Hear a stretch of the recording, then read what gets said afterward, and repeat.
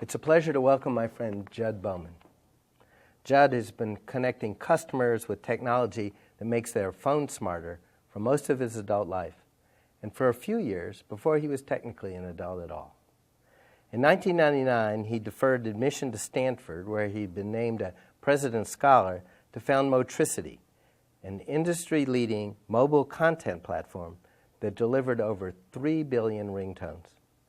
He subsequently founded Appia, which is now the world's largest non-Apple platform for downloading smartphone apps. He raised $30 million for Appia in venture capital and propelled the company to a ranking of number 22 on the Wall Street Journal's list of top venture-backed companies. At 32 years old, Jud qualifies as an industry veteran and luminary, but he still hasn't quite found time to begin his undergraduate studies at Stanford. Welcome, Jud. Thanks, Doug. So, why did this first big idea of yours, you were in Stanford, you had the whole world at your feet. What was it that just grabbed you about this and wouldn't let go? I think that the key for me is the scale of mobile. There are 7 billion people on this planet, and over 6 billion of them have a mobile device.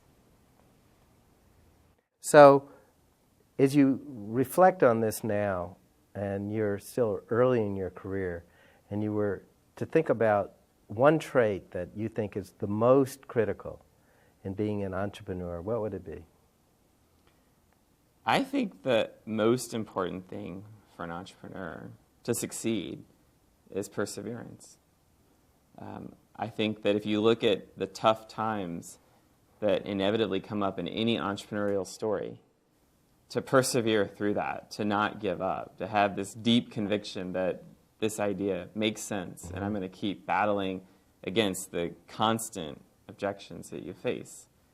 It requires an insane amount of perseverance and focus, and I think that is the most important thing. So, related to that, if you think back over your journey so far, and I'm sure there are a lot of candidates, but pick one of where you were maybe most tried, where you were most challenged, where maybe even it was the toughest, darkest cloud. Give us a sense of what that's about.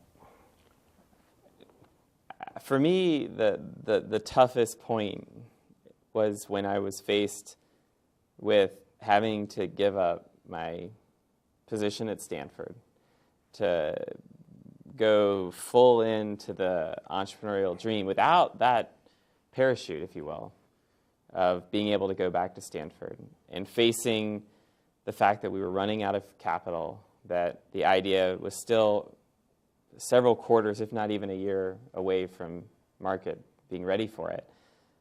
And going to those meetings with investors and hearing no after no after no for a host of different reasons, but the answer was the same. It was a no.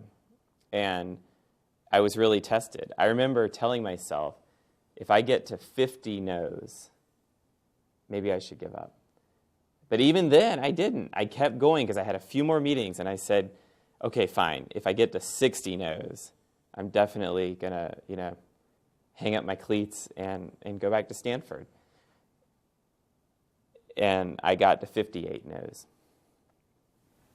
58 no's. So maybe we should all write that down. Or 60, maybe it's a good round number. The rule of 60. Rule of 60.